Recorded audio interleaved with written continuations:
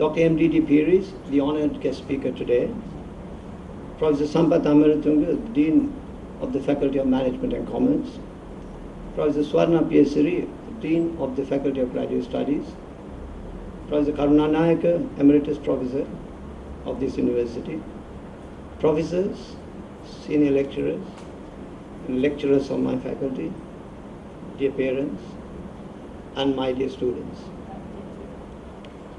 This day marks the dawn of your academic program, the beginning of a long road during which you will acquire systematically three important components of learning. You will acquire the knowledge of the human body and the diseases affiliated to it. You will also acquire the clinical skills, which means, in simple terms, the ability to interpret examination findings and the ability to use results of certain tests for decision making. And thirdly, the ability to perform certain procedures by yourselves, which we call procedural skills. At the end, of course, after passing your examinations, you will become a competent doctor who can diagnose and treat diseases. However, these essentials only will not make you a good doctor. A doctor the society out there is eagerly waiting to have. A doctor who earns the confidence and respect of the society by the quality of the work, kindness, compassion, and commitment to the sacred duty of looking after the sick and the needy. The personal and professional development module is a building block for this essential component of training. However, in the rush to acquire the knowledge and skills, there is a tendency by the students to underestimate or sometimes overlook the importance of this aspect of training. In order to lay the foundation to this building block, today you have the privilege to listen to a very eminent person from our society who has kindly consented to deliver this commencement lecture, which is a very first official lecture in your undergraduate curriculum. And he is Dr. M.D.D. Piris. Sir, at the outset, let me say on behalf of my faculty how honored we feel to have you here. And we are extremely grateful to you for accepting our invitation to speak to our students. Ladies and gentlemen, today I am privileged to introduce to you one of the most respected public servants of Sri Lanka, Dr. Minoampitege Dhammasiri Dayananda Piris. Dr. Piris is indeed a rare person, a distinguished civil servant who had served diverse governments at highest levels, a rare Sri Lankan with a PhD who does not call himself a doctor, a person who is decorated by the state with titles Deshabandhu and Deshamanya, who never uses it. During his youth, he had been a versatile all-rounder, captaining cricket at Thurston College and later playing for St. Joseph's. Having graduated from the University of Peradeniya in 1961 with honours, he soon joined the then coveted Ceylon Civil Service in 1961. During his 37 years of public service, with an unblemished record, he had held many prestigious posts. At a young age of 32, he was appointed the secretary to the Prime Minister Mrs. Sirimao Bandaranayake, a post he held from 1970 to 1977, a unique and also very turbulent period in our country. That was a time when Sri Lanka hosted the first non-aligned conference and also experienced the very first insurrection in the island. During this period, he, on many occasions, shouldered the additional responsibility of the Secretary of Defense. Under subsequent regimes, he had held the post of the Secretary of Food and Cooperatives and the Secretary to the Ministry of Education and Higher Education. Apart from heading the Ministry of Higher Education for a considerable period, he also served in many governing bodies of higher educational institutes. 16 years as a council member of the University of Colombo, a member of the Board of Management of the Postgraduate Institute of Medicine of Sri Lanka, a member of the Board of Postgraduate Institute of Management of University of Jayewardenepura, Postgraduate Institute of Archaeology of the University of Calanian, Arthur C. Clarke Center for Modern Technology of the University of Moratuwa, to name few. Many corporate sector establishments, the list is too long to name, who has also had the privilege to utilize his services. Mr. Pires is recognized as a dedicated, conscientious civil servant who understood human issues and made decisions on principles, upholding the democratic and human rights and respect for others' views. His firm adherence to good governance, transparency, and integrity has gained him the respect not only of the administrative world but from all sectors of our society. His advice to prime ministers, to ministers, to university councils, and to different educational boards he served is highly appreciated, especially in crisis situations where he was able to make decisions impartially. You may wonder why such a person is asked to speak to you, the young budding doctors.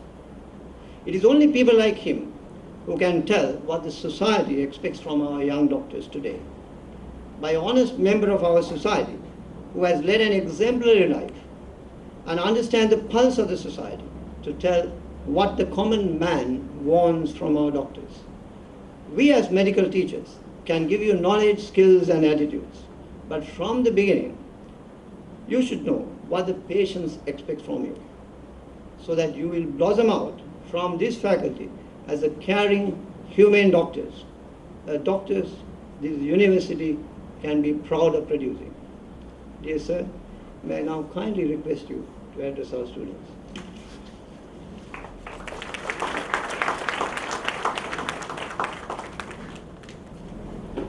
Vice Chancellor of the University of Sri Jayewardenepura, Professor Mohan De Silva, Dean of the Faculty of, I think we call it Medical and Allied Sciences, right? Medical Sciences, other deans of faculties, senior professors, senior lecturers, parents, and undergraduates.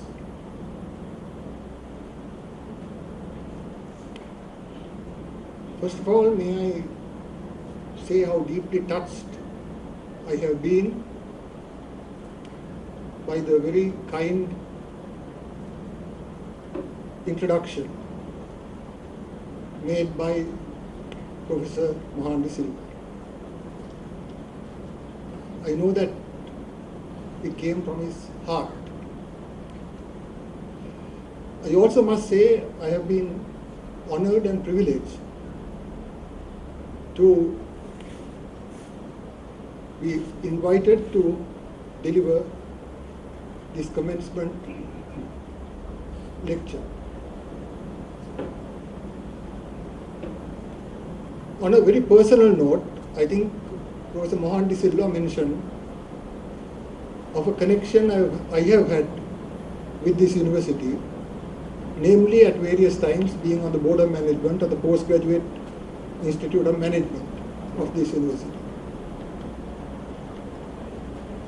But I think very few people know that my connection to this university goes far longer and far deeper.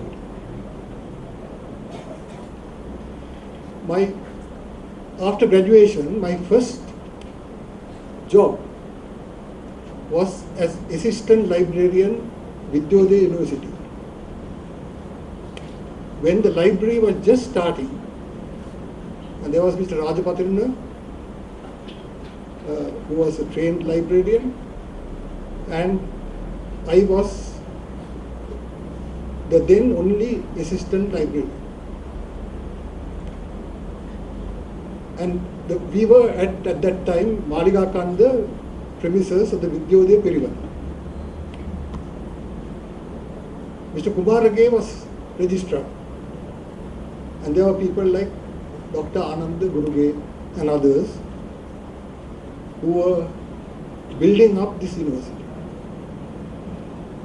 And during this time, I had to, as a pioneer starting a library, very quickly assimilate the classifications of the Dewey Decimal System in library science and start classifying books. Very quickly, classification of books is not an easy task. You cannot go by the title. Let me give you one example. And also don't forget, a book misclassified and misplaced is a book lost. It may be in the library, but it is lost. Let me give you one example. There is a book called Two Eggs on My Plate. Now, if you look at just the title of that book, you will put that under cookery or culinary science. But that book is about a true story during World War II of a coded message to the British pilots who were going out on bombing missions over Germany.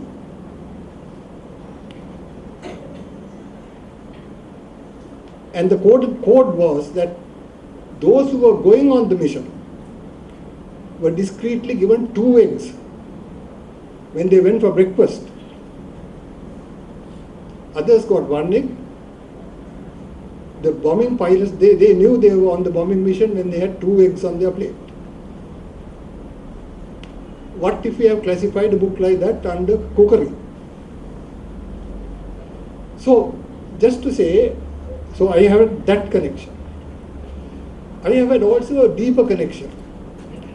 That is with the first Vice Chancellor of your university, Venerable Balivity Sovatha. He happened to be a very great friend of my father's. And I've had the good fortune to read some of the Sinhala classics under him, under his tutelage, just he and I. And I read the Buddhasarana and the Puja Valya, vast sections with him. He must have been somewhat pleased with me because one day he went inside his kutia or room and came bearing in his hands his 2-volume dictionary, his 2-volume Sinhala dictionary, which he himself wrote. You can imagine his scholarship, the depth of his scholarship. When I say that he had written the Sri Sumangala Sabdakosha by himself, 2 volumes, and he presented me with these 2 volumes which I still have at home. So, I have to say that coming to Sri Jayewardenepura is not unfamiliar at all to me. Then let me see what I could tell you. Basically what I want you to do is to think. Because now, up to maybe yesterday, you were school children. And we have a separate way of describing school children, separate vocabulary. In school, you had teachers, you had pupils. Today, you have transformed yourself through your abilities, through your own abilities, as undergraduates. Today you are not pupils. Today you are students. And your teachers are professors and lecturers. They also are called teachers because one of the main functions that they have to perform is to teach. But of course there are research and other functions. So, that is the first thing that you have to bear in mind. The responsibility of being an undergraduate. You are no longer a carefree schoolboy or schoolgirl. You are now reached a new level, a new dimension, and you must be conscious of it. This part of what I have to say, I am talking about consciousness and awareness. Because otherwise, we all tend to sail through life without noting its significances. I asked the Vice Chancellor what your age group would be. And the Vice Chancellor told me that you would be around 20, 22, 23. During our time, when we got into the only university at that time, University of Ceylon, only one university, with two campuses, Peradeniya and Colombo. Older campus was Colombo. And I was in Peradeniya.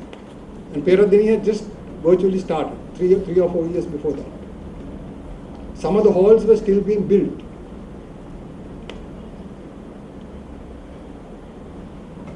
And in Peradeniya, when we reached Peradeniya, we were still in our teens.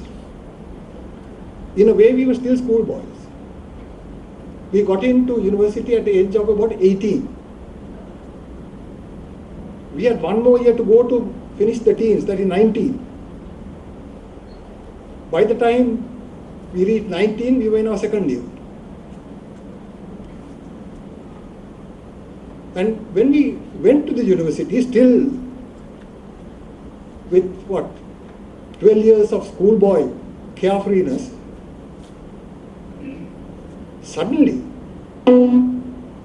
we were, by very senior professors and others, we were called Mr. and Miss, and we were 18. Mind you, at that time the legal age of majority was 21.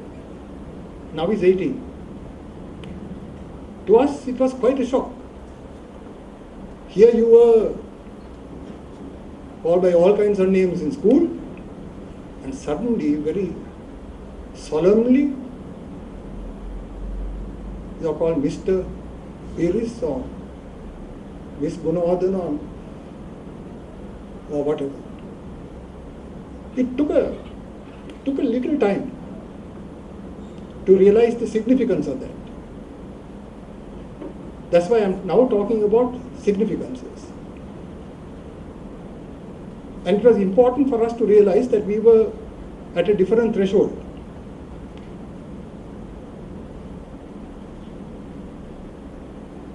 And we also found, unfortunately, in a short lecture, I don't have time to tell you too much. Some things of great interest. But we found that even not only the academic studies, but the marking was totally different to what we could have ever imagined in school. For instance, speaking personally, I think the best thing is to speak personally, because then it becomes more interesting. Some of my tutorials, when they were marked, I used to get C++, sometimes B minus minus. I still don't understand the difference between C++ and B minus minus. Must have been a hair's breadth. Mind you, not B minus, B minus minus. And not C++.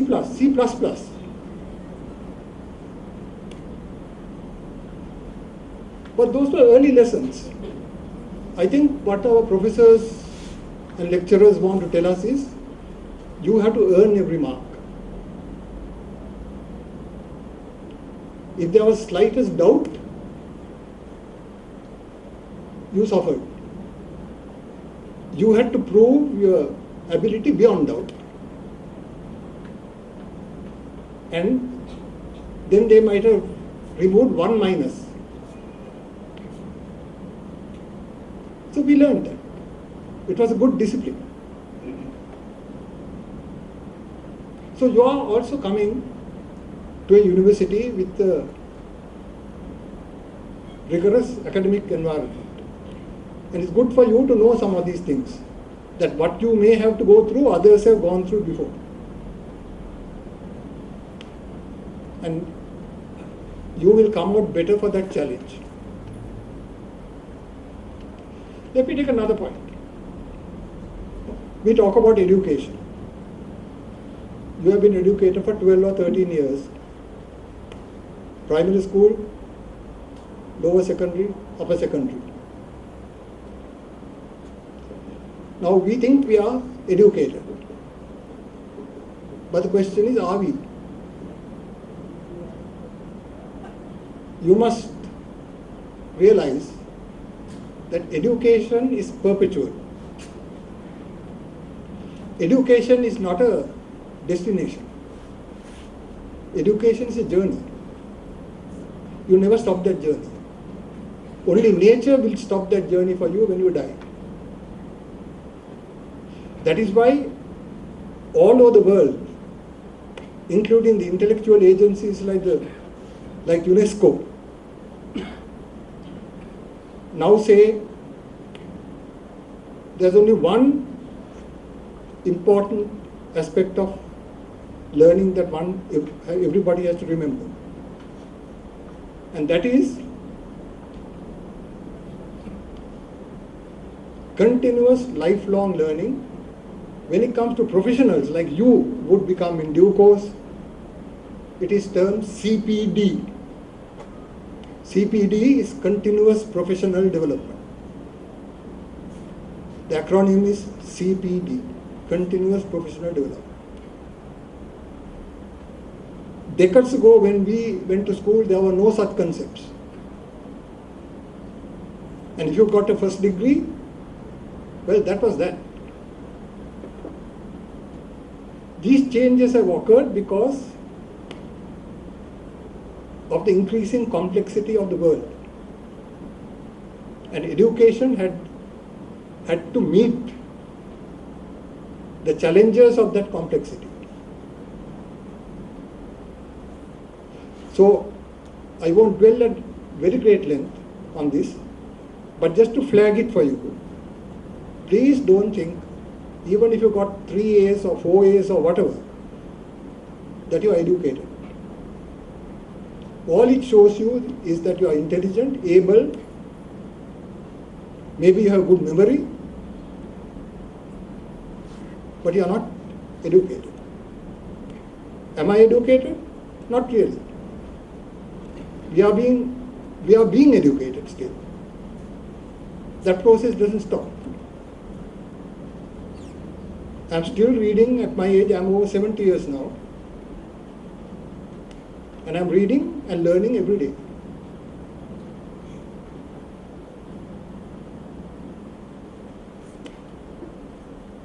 Then we must also understand what education is. It is said that earlier it was stated that you have to acquire 2 things: literacy, numeracy. Literacy is about words, numeracy is about figures, mathematics and so on. But that was long time ago. Today that's not enough. It is not considered enough. Literacy and numeracy is not enough. There is a third strand, operacy, O-P-E-R-A-C-Y, operacy. What is operacy? Operacy is about converting your numerate and skills, other skills, into actual practical functioning.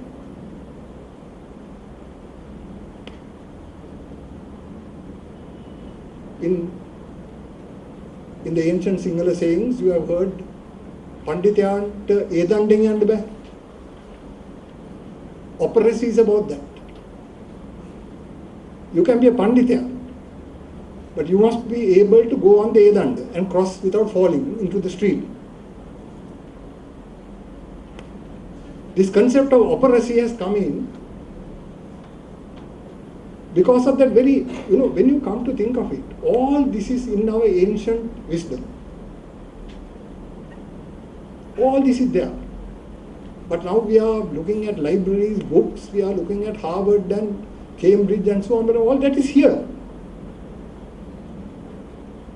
That is what our ancients meant by operacy.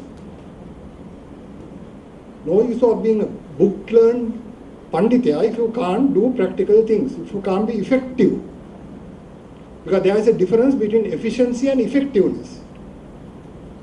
Efficiency is about doing something to time and doing well. But that may not be the best thing you are doing. Effectiveness is doing all that in a relevant fashion to solve problems and to be functional. So there is a third strand, operacy. Please remember that. Now they have gone further. There is now a fourth strand, and that is empathy. Empathy. Now you have heard of sympathy. Sympathy is where you feel sorry for somebody's plight. If somebody is in distress, you feel sympathy. It is the concept of karuna. Again there, it's all there. In our wisdom, it's there. But empathy is more than karuna. Empathy is that ability to put yourself emotionally in the place of another. Sympathy is more superficial. You genuinely feel sorry. Your emotions are engaged. But empathy is you put yourself in the shoes of somebody else. You transform yourself and then you see it from that side. And today, that is considered extremely important in every profession. Because earlier, you dealt with IQ, the intelligence quotient. And there are measurements, how to measure your IQ. But today, IQ is not enough. I'm talking about the world that you are entering. This is not an option for you to forget about. In addition to IQ, there is today EQ. Intelligence quotient, emotional quotient. Are you mature emotionally? Your intellect may be sharp,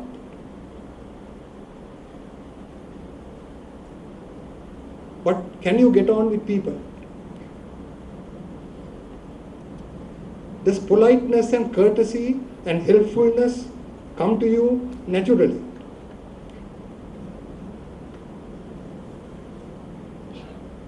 Can you judge a difficult question from the other person's point of view? That is EQ. And before I go, in case some of you may not know, there are some excellent books, and this is something that you must read on, because this can make a big difference in anybody's profession, certainly a profession of a doctor.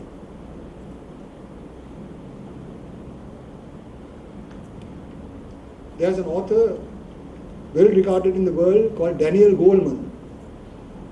If necessary, I will give the reference.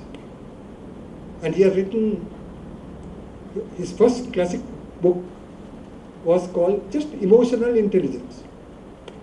It's based on science, neuroscience. I think not only every professional, every undergraduate should read that, but every husband and wife should read that. About their interpersonal relations and how you can deal with children.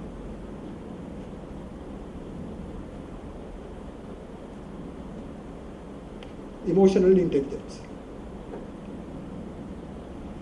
So these are some of the significances that I want to highlight to all of you. And these significances would be there only if you cultivate awareness, concentration. Otherwise you shut your mind. Your mind is not active, you just go through life. Take today. Today we came in a procession. Your Vice Chancellor, your senior dons were dressed in formal academic attire. I had come formally dressed in a lounge suit. Normally I wear shirt and tie to most places. Now why have we done this? Please understand, this entails a certain degree of discomfort. To all of academics are worse because they are in suit or sari and they are in cloak. They tried to offer me a cloak, I dodged it. No, you must then, I'm talking about significance. Why? Why? Because this is a formal occasion.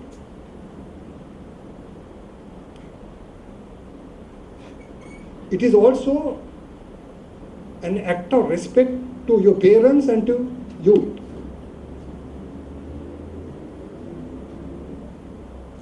Not that they want to parade in colorful clothes. There is deep meaning to this.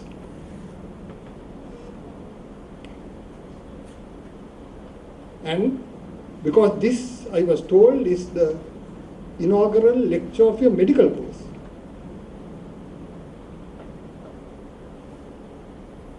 And it's a heartfelt welcome to you.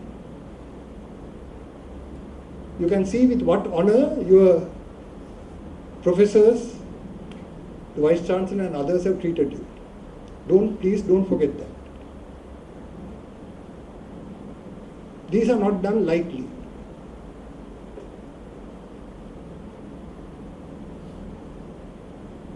Again, let me make the last point on this issue of significance. I told you, you have to be active mentally. Don't shut your mind and just do just a few things and carry on. Just be aware, awareness.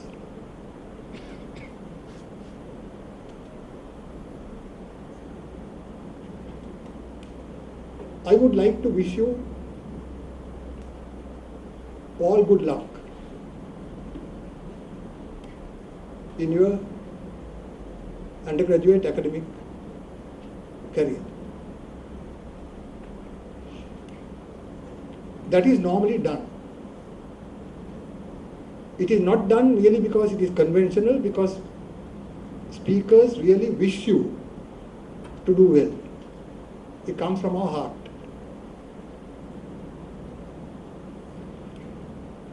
But let's examine what this good luck is. Now you have to examine everything. You are now in a university. You have different forms of luck. Luck is not one thing. I'll give you some examples because you have to think. There is gambler's luck. That is blind chance.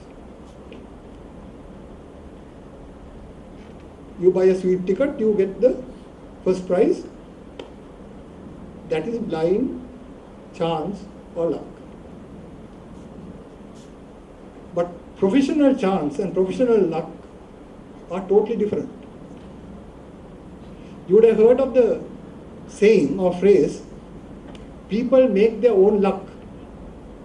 People make their own luck. What do you mean? It seems to be a contradiction, isn't it? Luck is something we think is something that must come from the sky.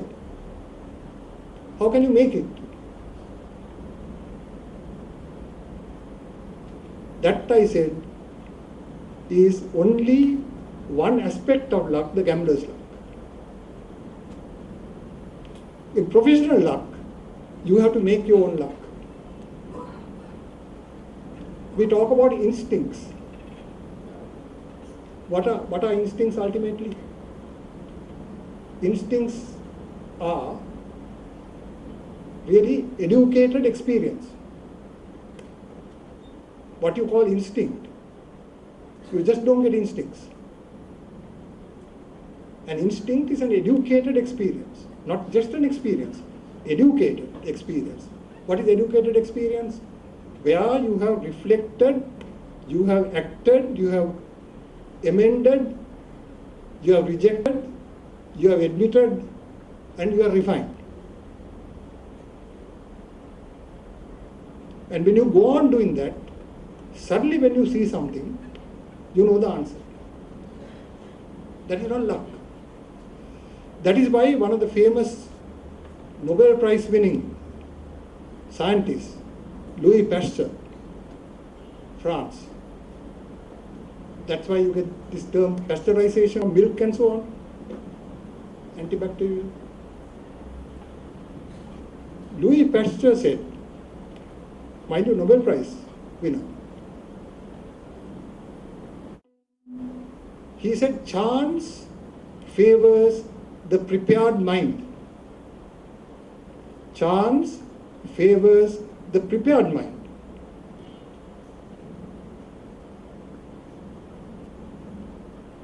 Now, the classic example of that is discovery of penicillin. Alexander Fleming, isn't it? You could say the discovery of penicillin was a chance or accident. What was it? Why? What happened? Alexander Fleming was conducting various experiments. He kept part of the experiments in some petri dishes overnight. And when he came next morning, he found something totally unexpected. These petri dishes are full of fungus. First, he was very upset because this was ruining his experiment. Then he began, now this is chance. Accident or nature. Chance. But then, because he was a top-rate scientist, because he was trained to think in a different way, maybe his instincts, educated instincts told him something. He went into why. Instead of cursing the loss of time on his own experiment and wiping it off, he went into why and how this mold of fungus appeared in the petri dishes. And that was the finally, when he got to the bottom of it, was the discovery of penicillin. And all the other antibacterial drugs in that range, which came from that accident in the laboratory. But if that accident was not recognized, I don't know how long we would have taken to discover a drug like that, a miracle drug. That is why I talk about significances, that you have to be active. You have to always question why, how. It is just not book learning, just not memorization. You did a bit of that in school, not in a university. University has to open out your minds to question everything critically.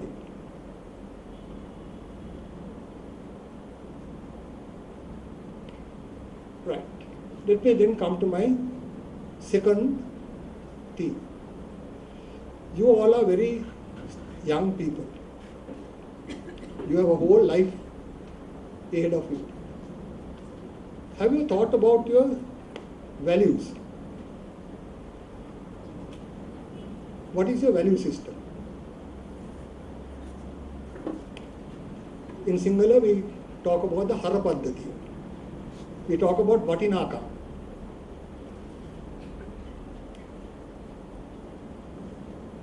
We talk about Sara Dharma. All there in our ancient learning, all there.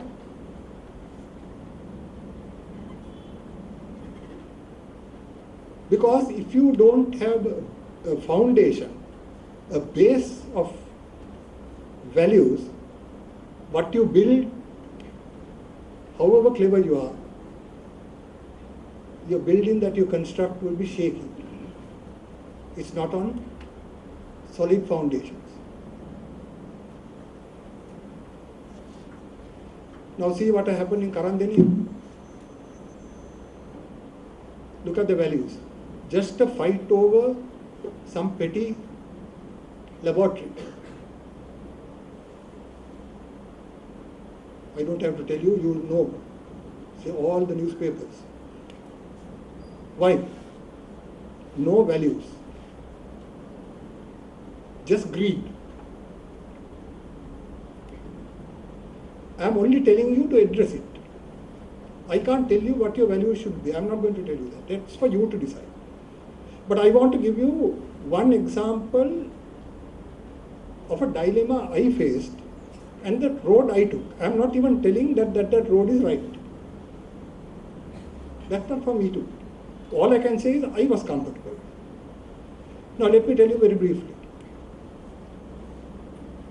Some years after I retired from the public service, but I was still working elsewhere, one day the chairman of the Ceylon Tobacco Corporation rang me, there is a vacancy on our board of directors, would you please be so good as to become a director of our company? Now, Ceylon Tobacco is perhaps the richest company in Sri Lanka, maybe John Keels and Tobacco. At that time, I think it was the richest company. And a board position, even a board position would have given me a lot of money. They bring you on boards for your experience and your judgment and your analytical skills, not to sit down and do 8 hours of work. So you don't have very much time taken off you. The board papers will be sent home, you look at them and go for the board meeting. Board meeting might take 2 to 3 hours, maybe once a month or so. And then you might get landed on one of the board committees. There are always committees or subcommittees of the board. Now I was quite taken aback because I never expected this kind of offer. Now I was very instantly, my mind and my whole being said, no, I can't take it. But I'll tell you why. Oh, I might as well tell you why now. Because with my knowledge, the knowledge that I have, tobacco is harmful to people. Smoking is harmful.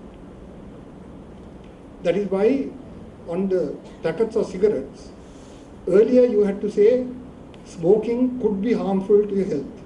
But now I think we have to say smoking is harmful. Can cause cancer, heart trouble, all kinds of things. That was one problem. Other problem was, as Professor Mohan De Silva in his introduction said, I have been secretary to the Ministry of Education and Higher Education. And in that position, we were responsible for 4.3 million children. 4.3 million children then in the general education system. That is without the 12 or 13 universities at that time and the 28 technical colleges. But in the general education system, 4.3 million children, almost 1/4 of your population, going to school. And we had a committee in the Ministry of Education about how to handle the issue of alcohol, tobacco and drugs, where various organizations and people, individuals, were trying to get the school children into these habits. But don't forget, once you get into a habit, it's extremely difficult to break it. That's why you must never get into bad habits. Extremely difficult. There are withdrawal symptoms. People suffer, they vomit, they can go mad. Even nicotine has withdrawal symptoms. We had an advisory committee consisting of various people, some deputy directors from the health ministry, doctors, 1 or 2 doctors from the Maharagama Cancer Institute, chairperson of ADIC, that is Mrs. Amarasuriya, the wife of the chairman of the commercial bank, who was in a non-government organization called ADIC, which tries to prevent this addiction. And like that, we had a whole advisory committee. Now this advisory committee need not have been chaired by the secretary himself. It could have easily been chaired by an additional secretary. But I took this issue because, you see, 4.3 million children, you are responsible. That's not a light matter. It's not like sitting in a chair and doing your files and going home. So I decided this was so important that I was going to chair this myself personally, although I was desperately short of time. Many a day I used to start lunch at 4 o'clock. Some days there are no time for lunch because of the eternal meetings from Parliament to you name it. It's a huge ministry. But I thought this one I will chair. At that time there were all kinds of ploys. There was a suspicion that at big matches they were trying to lace soft drinks given to our school children with some drugs so they get hooked. So these were things that we couldn't lightly ignore if you are responsible. So now, having chaired that committee also, alcohol, tobacco and drugs, how am I to become a director of a company? However much the monetary gain, where the principal function of that company is to sell their cigarettes. Of course, it's legitimate, it is allowed. In fact, government gets a lot of tax out of the company. I'm not blaming the company. It's a legally valid company. They do a lot of good. They are giving employment to a lot of people. They are on to, as extension services, on to agriculture. They are helping farmers. I'm not condemning the company. But I had a problem. And the problem was that if I get on a board of directors, I had to then really conscientiously work for the benefit and welfare of that company. I had to put my heart into it, not only my mind. Now this I found I couldn't do. So I very politely because I couldn't say no straight away because the chairman himself rang me. I said, why don't you give me some time? I'm desperately. Then he said, no, that's all right. You take even 2 weeks. Now, I was very disappointed with this. So now anyway, I got a 2 weeks reprieve. And then I forgot about it. 2 weeks later, I get another call. Have you thought about it? We all unanimously have decided that we want you on the board. This time I said, I have thought about it carefully, but I have a mental block. So you must please forgive me. I didn't want to criticize them or anything. It's a valid enterprise. I said, what to do? I have a problem. I have a mental problem with this. Why? I said, because with my knowledge of things, tobacco is A, harmful, B, habit forming. They said, no. All these highly exaggerated. Wait. Please give us your address. We will send the research done by us. Now what do you do? Now you have to see, now again, emotional intelligence. What I told you earlier. When you are dealing with people in society, you must not say, nah, back, straight. There is a way of doing things. So this example gives you that also. I mean, these are important people. They are people who are providing employment. They are not doing anything criminal. It's allowed. Government gets tax out of the thing. So you have to be polite. Extremely important. You can't be rough. And there are people of some standing, if not great standing in society. So then I gave the address. Now what to do? They send me 2 boxes full of their research, done in America and so on. Now I just flipped through, because for me this was all not the point. I really had a mental block. And that mental block was what? Based on my values.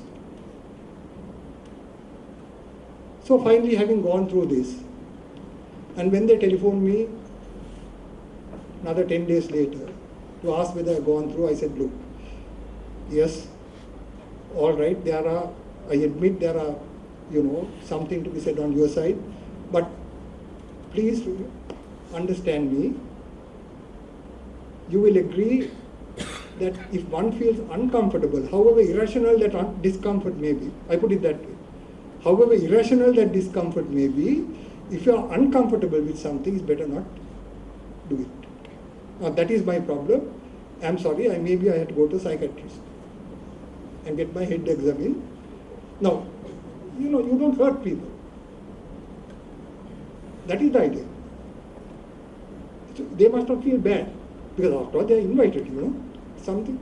And it's a big position to be on the board of directors of the leading company of Sri Lanka. And they don't have a huge board. So they reluctantly said, all right, anyway, thank you very much. So I thought I was off. 3 days later, at 8 o'clock in the morning, my phone rings at home, and one of my personal friends, heading an important firm of chartered accountants, rings me and says, by the way, has Ceylon Tobacco contacted you on this director's post? I said, yes, but I have a problem. Then before I could tell him anything at length, he told me, I want to also tell you something which they didn't want to tell you at that time, because it was still confidential, but I have their permission to tell you this now. And he said their intention is to have you on the board for about 1 year. The chairman is due to retire. And the intention is that after 1 year or 14 or 15 months, to make you chairman of Ceylon Tobacco. Now, straight away, ladies and gentlemen,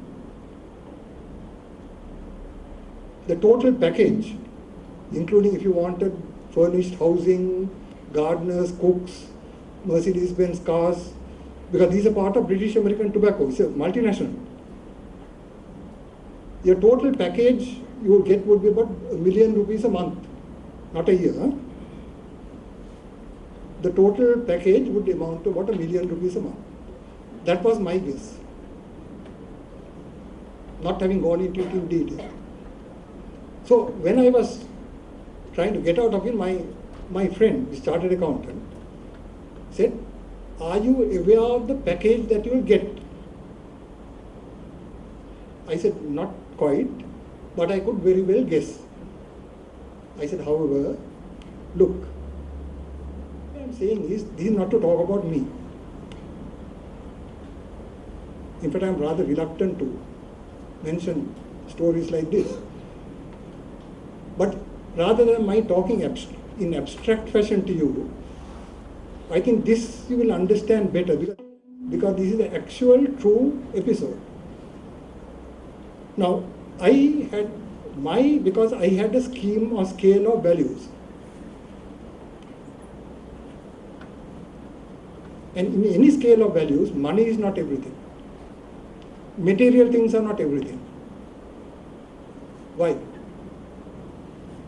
Also why? There are many reasons why. Also because there is a thing called death. Nobody refers to death because they are all scared. I have seen groups like yours, when I sometimes talk to them and I talk about death, their face changes. Why? It's a very natural thing.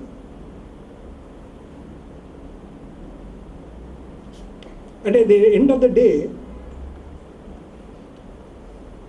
you are not taking all your wealth away with you, no? In that sense. You take nothing material. There are spiritual beliefs of every religion, yes, and that in different ways all religions are unanimous. And that is, yes, there is something to take. And that is good deeds, good behavior, merit of various forms, from dana to anything, giving to. And so, you are therefore you have to work out your value base. I feel very comfortable. I feel very comfortable with rejecting that enormous amount of money that I might have got. That comfort which I have, being able to reject it, no money can buy. It's very peculiar, I can't describe it. I think many other people have the same experience. There's a sense of well-being, relaxation, being unafraid of anything, they're very difficult. It gives you unimagined benefits.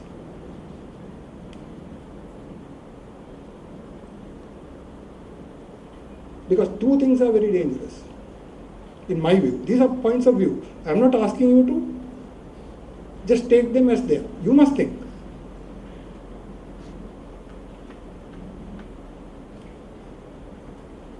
Great poverty is a curse. Great poverty, or really poverty, is a curse. Sometimes the bigger curse is great wealth.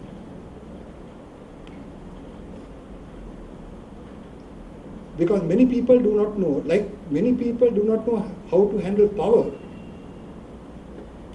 Many people do not know how to handle wealth.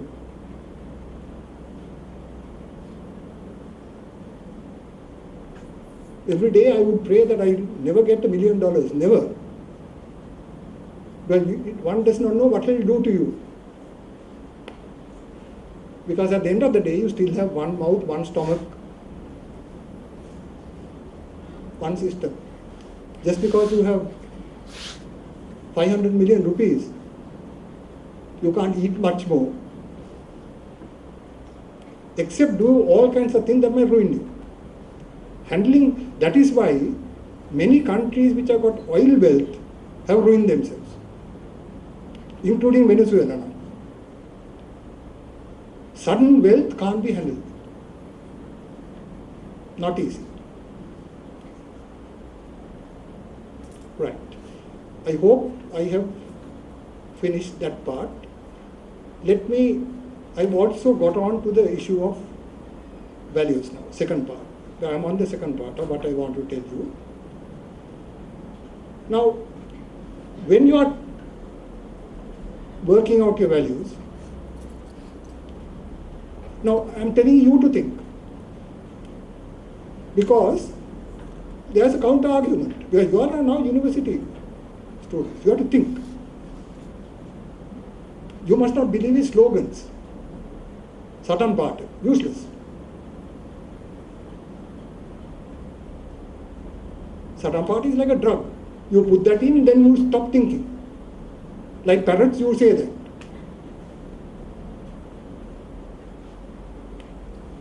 Now, this very example I gave you, you have to work out your own standards. I am not prescribing standards to you. No, you all are people who should now start thinking. On the other hand, there are counter-arguments. This is a legitimate company, recognized by government, all over the world, subject to that warning on the cigarette packet. It's a legitimate activity to sell cigarettes. And there are so many things. And if you get a good income from a legitimate activity, not an illegal activity, what is wrong? I don't know. But all I can say is, I'm not saying that is wrong either. All I'm saying is, my discomfort, because that's how I have worked out my scale of values. So I'm not prescribing anything to you. At universities, at a university level, we should not prescribe. We must give you the alternatives. And you must figure it out for yourself, based on the values of our society. Then when you are also working out the values, you have to be also conscious of another thing. That is your ego, the mamatva. More ego you have, the more distorted your vision gets. Why? All the time you are thinking of yourself. To that extent you are expending mental energy and so on, to which that energy should be directed in other directions. Again, I'll give you a quick example, this time from cricket. I think cricket is understood by many because it's such a popular game in Sri Lanka. The great West Indian left-hand batsman Brian Lara, he was an enormous talent, and as he came into the West Indian side, incidentally Brian Lara was one batsman who tamed Muthaiya Muralidharan. Murali could never bowl and do anything with Brian Lara. And of course he holds the world record, 400 not out against England in a test match. This brilliant talent was recognized very early. And in his early days, he used to play some outstanding strokes out of the book. Sheer genius. But he kept on getting out at 70s, 80s. He was now getting worried. He couldn't get up to 100, never got a century.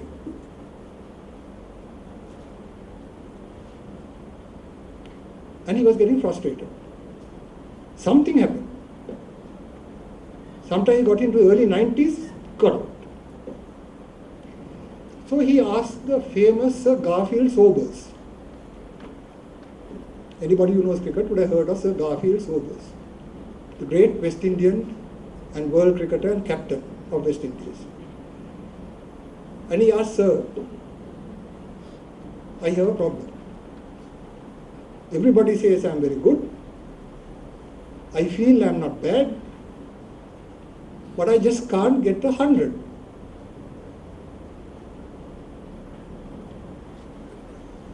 Sir Garfield Sobers told him, "Son, that is because of your anxiety to get the 100. That is because you are thinking of yourself.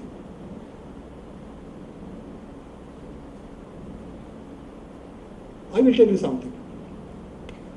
When you go out to bat, don't think of yourself. Think of the West Indian side.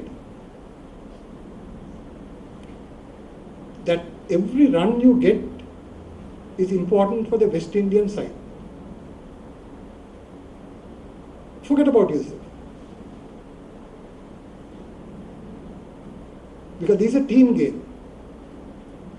And you are playing not for yourself, you are playing for the West Indies, a great cricketing nation." Lara was intelligent, he got the point. He realized that he was too self-centered, he was too anxious, it was an ego. I have to do this, I must get my 100. And he had written that with Sir Garfield. Sir Garfield was not only a cricketer, he obviously was a great psychologist. He said, moment he forgot about himself and just went on batting for his country, he started getting his 100s. So you see, again, all this is in our ancient wisdom.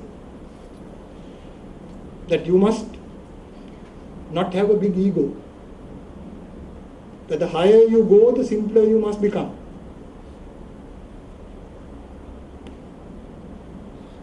And if you go to the highest levels, you must be as simple as a child. That is in our ancient wisdom. Why? That is what leads to mental health.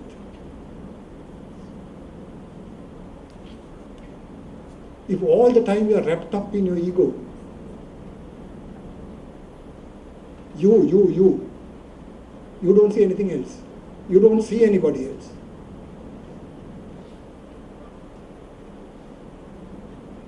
That is why you get all these jealousies.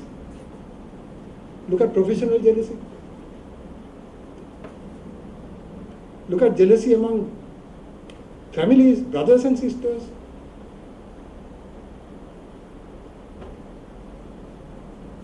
Why?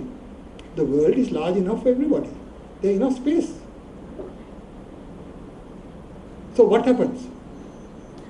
It is a system of internal corrosion. It's like an acid.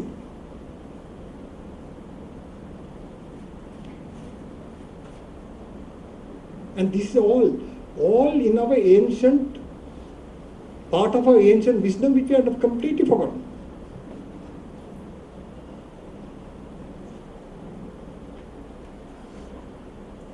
And the other thing, young people, particularly when you come to the university, you are very fond of the phrase Samaja Asadharani. Samaja Asadharani.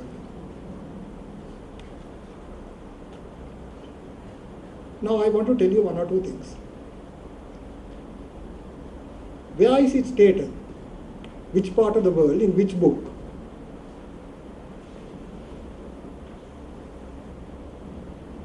That life must be totally fair.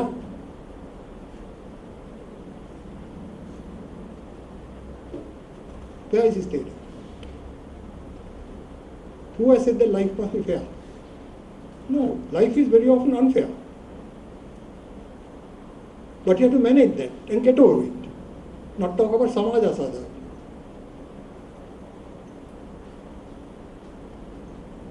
A lot of people who have come up, I can name names, got over that. You carry on. And having been on university councils, I can also tell you, and you must not get into that position, because I told you, you are now at a higher level, that you do the most disgusting thing, including sometimes stabbing a student, and then you say, no, it's not my fault. This is society's fault. This is because I am a victim of the Samaja Sadhana. No, won't do. Those days are past. You have to take full responsibility for yourself, for your life, for your acts.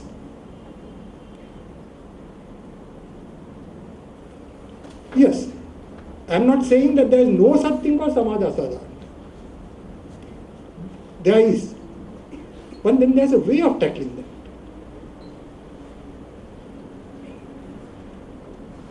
You don't tackle that through murder and destruction of property and closing down universities. Then what about the asadharani to all the other people who want to learn?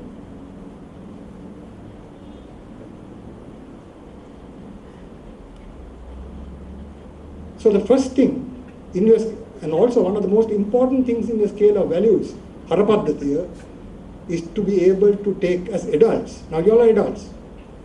You are not children. Is the ability to take responsibility. Not fob off things with excuses. Because unless you face the facts and take responsibility,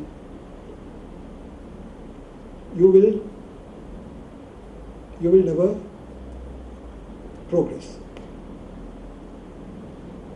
You have to bear that in mind. And with that comes, based on your values, or the Vatinakam or the Harapaddhatiya, also comes attitudes, akalpa. Now, if there was a glass of water here, say this is a glass of water and it is at this level,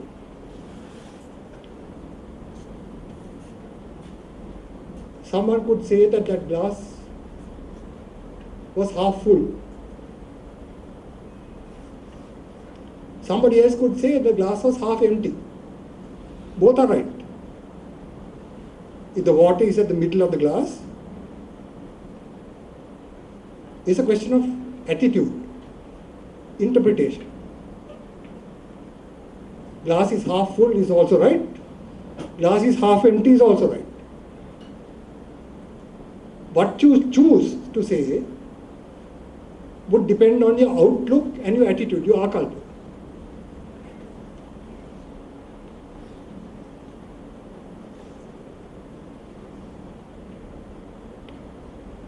Therefore, as I said, don't fool yourself or cheat yourself with excuses. You have got a rare chance. There are almost 21 million people in this country. How many are you? Virtually you can count on the fingers of two hands. So you are a very privileged. Through your own efforts, you have come here. That we have to honor. We have to say congratulations. But now you must sustain it. Don't give excuses to yourself. Because that's not the way the world works.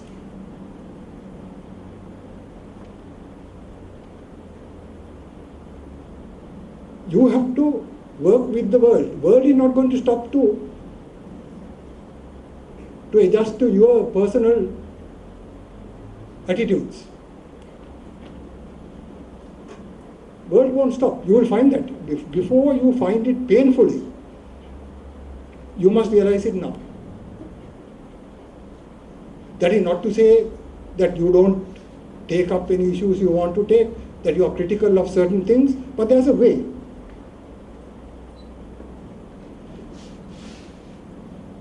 I remember when I was secretary to the Ministry of Education and Higher Education, one of my ministers, because I had more than one minister, was Mr. Lalit Tatramudali, Oxford and Harvard.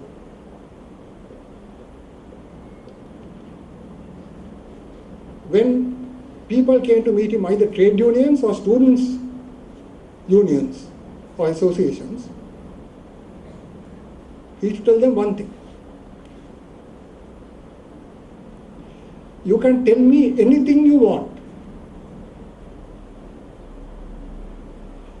You can be very critical of me and my policies. You can give your alternate points of view. Everything is on the table, you can say anything. But you shall always be polite.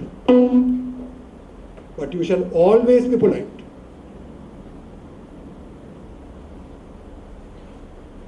Because that's how society works. Society can't work through intimidation, duress, and by frightening people. That's not the way society works.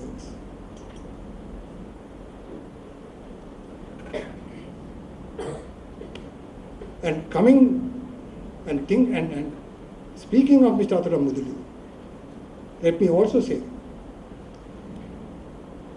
I said we take a lot of things for granted.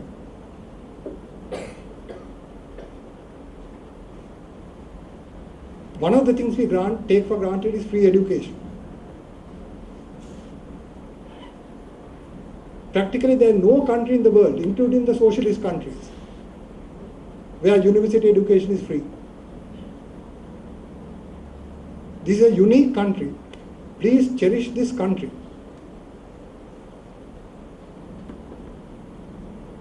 And not only that, because of the vision of Mr. Tatramudali, you have a thing called the Mahapolo. And I think you get about 2,500 rupees or so a month, free. I want to tell you, when I used to meet foreign persons from Asia, including India, they couldn't understand this. They used to say, what? Entire university education is free? And then about Mahapoli, they say, what? You mean that's a student loan scheme? I say, no. The concept doesn't enter their heads. They know student loan schemes where you pay back. They have never heard of free education and a student grant scheme. Never heard. And I have had to spend some time to tell them that I am not mad, I am telling the correct position, because they just keep their mouth open. You say, what? No, those are things we should cherish. We should honor those people. That's why I say we have to be Samvedi. Significances we have to look at. We have to think occasionally about Dr. C.W.W. Kannangala. That is what gave equity and opportunity in our society, his free education. We must think of that man. We must think of Lalita. He has nothing to do with politics. In all of us, there is the good and the bad. We must spare a thought for Mr. Tatramudali, who used the money he earned from his Mahapula fairs in the Ministry of Trade and Shipping. He started this trust fund. And the chairman of the trust fund is the Chief Justice of Sri Lanka. I know because I have been on the Mahapala board ex officio as the secretary. And the meetings are held in the Chief Justice's chamber in Halstorf. Mahapala board meets in the Chief Justice's chamber in Halstorf. So please remember this. And am I going over the time? And on this attitude thing, let me give you an example from your own chosen field of medicine. Unfortunately, unfortunately, the person I'm going to talk about now is closely related to my wife, but that doesn't invalidate the example, because one must hold that while relationship should not be an advantage, it should not be also a disadvantage. I'm speaking about Dr. Anthony's. Dr. Anthony's has a reputation of having been a very good surgeon. That's all I would say. Some people even say more. But by all accounts, he has been a very good surgeon. Now, I'm talking about attitudes now. Huh? I'm not talking about Dr. Anthony's. But this is an illustration of what I want to get into your heads.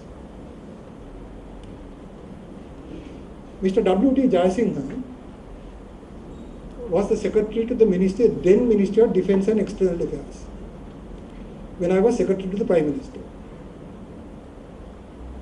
And he and I worked very closely together. We had to, because the Prime Minister was also at that time Minister of Defence and External Affairs, Mrs. Bandaranaike.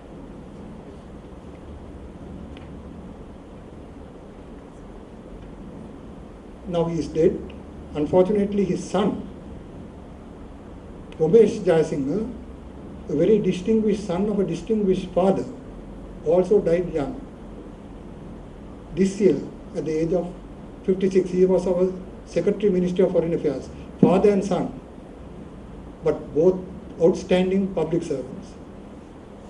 And young Umesh died of a cancer in the stomach, and unfortunately, I still look upon it with great sorrow. From diagnosis to death was just 6 months. From diagnosis to death, matter of 6 months, and he died this year. I'm talking about the elder Mr. Jayasinghe. One day he told me his mother had stomach cancer, was diagnosed as having stomach cancer. It was decided that Dr. Anthony should operate. And he told me, I still remember the names very clearly. He said the anesthetist was Dr. Umagilia. Some of you doctors must have heard of Dr. Umagilia. And he said this Dr. Umagilia was a close relation of his mother.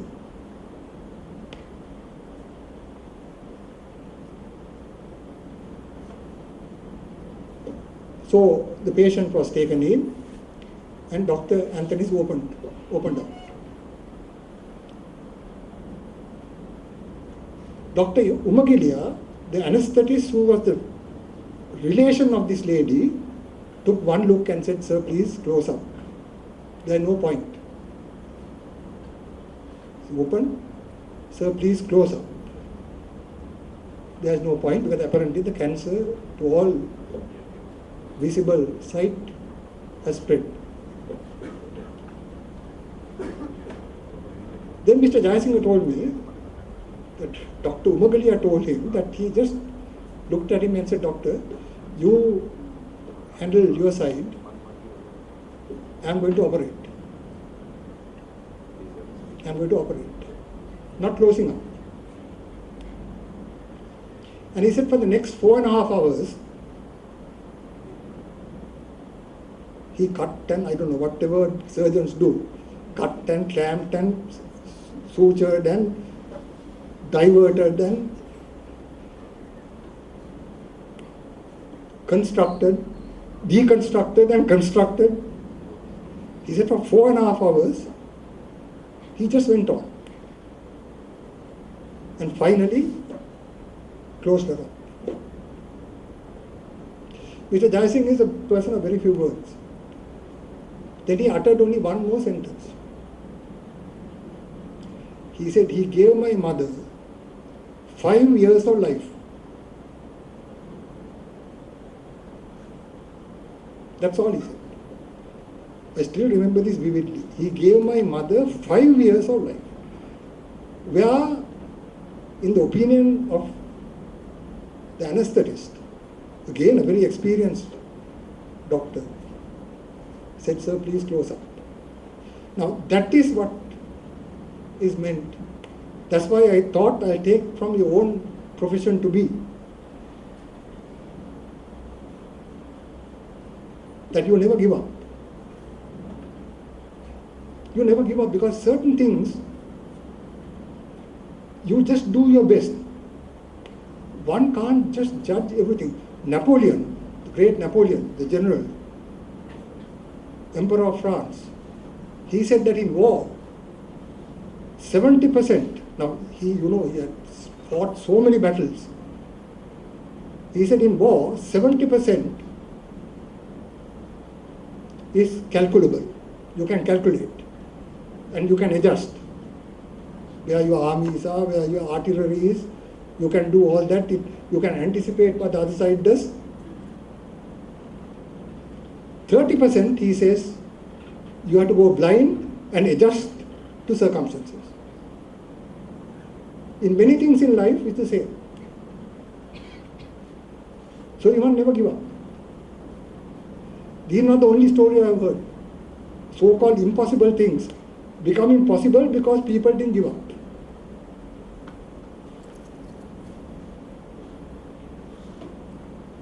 Now that I am addressing a medical crowd, let me give you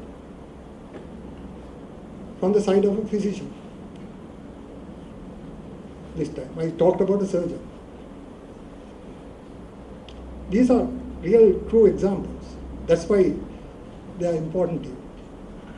This is not about not giving up. This is about what I said, that educated experience. Experience that if you are diligent about your work, that you yourself will acquire and become great doctors, great physicians and surgeons, which you have the capacity to do. This story is about Dr. Cyril Pereira, the pediatrician. He worked in the private sector. They were a good friend of ours and our family. And we had an only child. And we used to take this chap to see whenever he fell ill. We went to consult Dr. Cyril Pereira. He had a consulting room in his house at Board Place. One day our son, who was about 10 years old, came from school with obvious symptoms of a cough and cold. And by next day he was developing fever. So I was a busy secretary to a ministry at that time. I was secretary to the Ministry of Food and Cooperatives. But I thought I'll take this person, my son. And my wife joined me and we took him to see Dr. Cyril Pereira. He examined and it happened to be flu. So he gave some medicine and said, take a lot of kottamalli. Why? Because kottamalli is just because of an allopathic medicine. That's another matter. You don't become too fundamentalist and say only allopathic medicine or Western medicine works. He said, you take a lot of kottamalli in addition to this. That was done. Within 3-4 days he was okay. Sent him back to school. 1 week later he came home with the same symptoms. Now I thought, what on earth is this? So my first instinct was to give the same thing, what Dr. Cyril Pereira has prescribed. The kottamalli and the Panadol if the fever goes up to 102 or something, the usual thing. But then I thought, after all, he is our only child. Never mind, however busy, no harm done, I'll have some mental peace if I take this fellow. So my wife also jumped into the car. And this was a very busy time. He normally sees patients at about 12:30 in the afternoon, and that's a very bad time for me. But anyway, I overcame all those mental blocks, so to speak, and took it. Now, Dr. Cyril Pereira, he sits, there is a waiting room for patients and so on, with a lot of toys and colored picture books, like a pediatrician is a pediatrician dealing with little children. Then he sits at a desk, and when the patient comes out, he has told not to close the door for some reason. So he is seated and he watches you walking. So the other patient came out, and my wife and I took this chap and we were walking. Now, Dr. Cyril Pereira is a very genial, kind, nice, full of smiles and so on. But he was watching my son walking and he was knitting his brows. You could see there was no smile, he was just gazing at him and knitting his brows. And as we reached over the threshold and coming close to it, he said, "Puta, come here, Puta, come. And just then he wanted to vomit. So there was a attached bathroom. My wife quickly took him and he was vomiting. And Dr. Cyril Pereira, now he had not touched him. He had only observed him walking. This is interesting for you because you are going to be doctors. That's why I am telling you this, even if it takes a little time. Because these are not in books. So I was a bit worried because this is not the normal look of Cyril Pereira. I said, "Cyril, what on earth, why are you?" I said, "This fellow is like a magnet. He had got this flu again." That's what I told the Dr. Cyril Pereira. I said, "This fellow is like a magnet. He had gone to school and got this again." He said, no. This time I don't think it's flu. Now he had not laid one finger on him. Then I got dead scared. I said, "What? What do you think?" He said, "No. This time I think it's pneumonia. This time I don't think it is flu. This time I think it is pneumonia." I was scared. But then very soon he came from the bathroom, wiping his face and so on. He said, "Puta, come here. Put the stethoscope and said, "Yes, looks like pneumonia, but there is an X-ray place down the road. Please go, chest X-ray, lungs, bring the wet plate and come." Went, got the X-ray, brought the wet plate, he put it on the thing with lights, that whatever you use that to see the X-ray. And there, he said, "There, look, in the corner of one lung, there was a patch." And of course, I don't know whether it's a chloromycetin or whatever they gave. The pneumonia got knocked out faster than the flu because of a correct diagnosis and the correct drug. Now, what could have happened if I kept him at home and treated him for flu? Based on a week's experience of a week before. Now, why I told you this story is also, that is what's called educated experience. Just not a hunch. Sheer experience. He diagnosed the difference between, on that occasion. And some others have told me some wonderful story which I don't have time to share with you. So those are the skills of doctors. And those are the skills that you must acquire. And finally, let me get to my third and last point.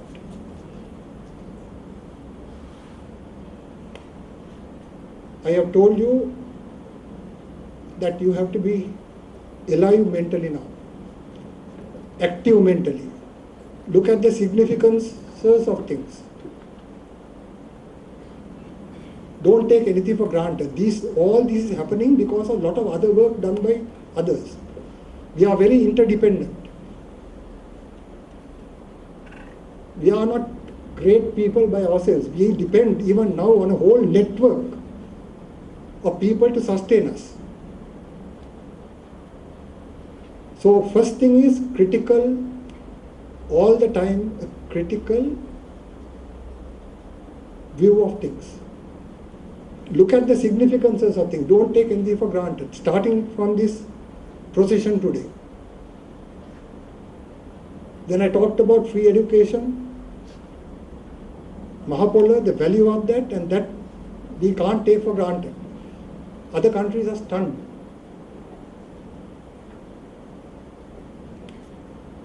Then I told you about early in life. This is very important because you are at an early stage of your life. We are on the way out.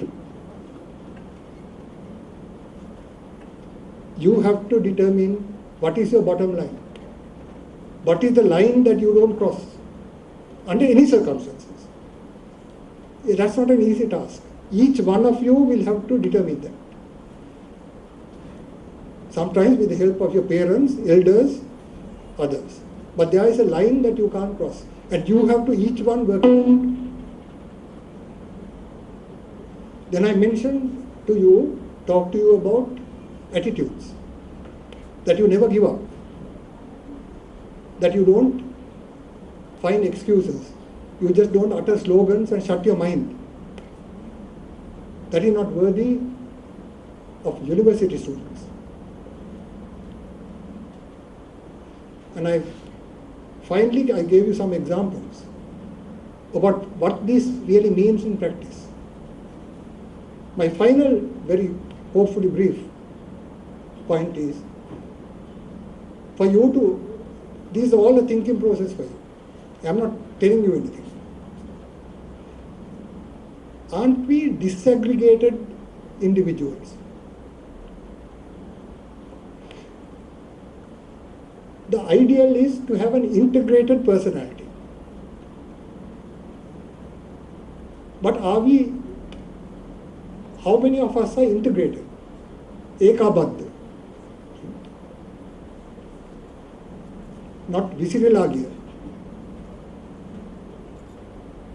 Now what do I mean by that? Just look. We function in compartments, don't we? Our learning is one compartment.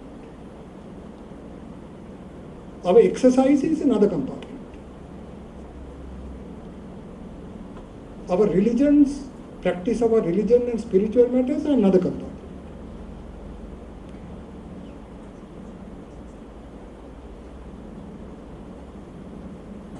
Our social relations are yet another compartment.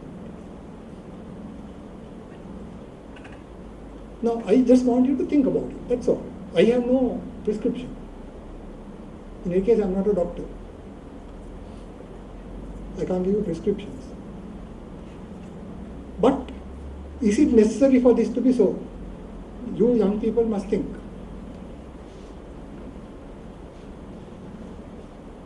Take your profession, you are going to be doctors.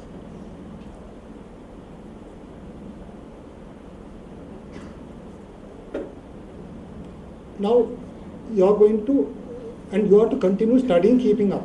Now, your undergraduates, you are going to be doctors, your undergraduates, you are studying. Now, have you got the time for exercise? You may not have time if you think conventionally. Sampradaya-anukulava hitu. But what is exercise? Exercise is not just going to a gym. Now, I am standing and talking, this is exercise. I read an article on exercise in a world-class magazine some time ago. And that magazine said, this is about losing calories and so on, like exercise. That article started by saying, if you are reading this while stretched in your bed, sit up. The very fact of sitting up and reading will be burned more calories than if you are sleeping and reading. Then he said, if you are sitting and reading, stand up and read it. You will burn still more calories. If you are standing up and reading it, read and walk about. Sakman. He said, you want still more exercise. The whole article was about, for busy people, that you get your exercise on the run. They say if you are going by, he says if you are going by bus, don't get down at the nearest bus halt to your home. Get down 1 or 2 bus halts away and walk. Automatically you get exercise, no special time. You don't wait for, I see young people waiting for a lift to climb 1 flight of stairs. I never wait. At my age, I am over 70. On a matter of principle, until I get crippled, I climb at least, I used to climb 4 flights. Until my friend Dr. H.H.R. Samarasinghe scolded me and said, what are you trying to do to yourself? And when I told him that, I go slowly and there are the landings, and I just checked myself to see that I'm not out of breath when I 87 steps at one stage. He said, no, I don't want all that talk. You climb 1 flight and that is all that can be permitted for a person of your age. So now I must respect his opinion. Who am I to question him? So I climbed 1 flight. But I climbed down 3 to 4 flights. And I find all the better by the time I come, because otherwise you are just going from seat to seat. So there are a lot of exercise that you can get on the run, including walking about and reading. That is exercise. And then you don't feel sluggish. There's the blood flow and you become energized. So there you can integrate your work and your exercise. Then what about your religion? Now, is religion about going to temple, church, mosque or kovil? Yes, partly yes. But what is religion after all? In simple terms, we say pina, pinkarma, merit. Christians say do good deeds. The Muslims have a concept called sakat. Sakat. That is, Muslims must give a certain portion of their wealth every year to the poor, which is dana, what we call dana. Same with Hinduism. Concept of dana, karma.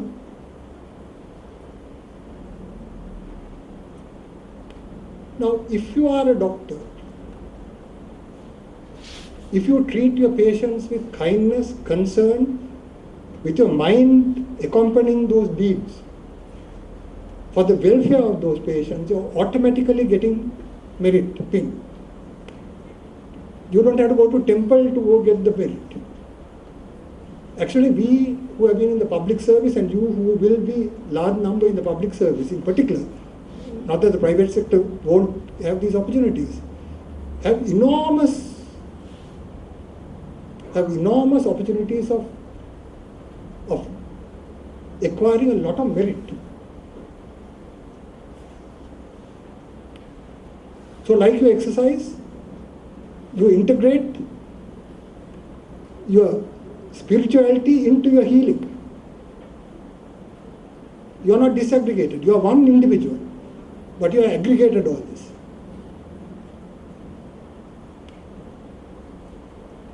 That is really my last point, that you would be well advised to think about not functioning in compartments, not in a disaggregated fashion, but in a holistic, aggregated fashion. Now, medicine, if you are going to be a good doctor, there are about 3 things that you have to be good at. They say that doctors must cure sometimes.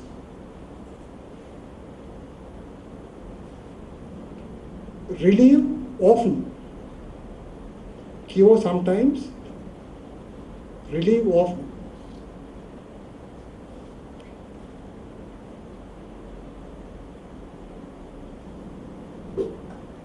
Treat with compassion. Be compassionate always. 3 fundamental matters pertaining to your profession. You cure sometimes, because that's a practical thing. You can't cure all the time. With your best efforts, people die. So you cure sometimes. You relieve often. You relieve distress, you relieve pain, you prolong life. That you do often. You have to. That's part of your profession.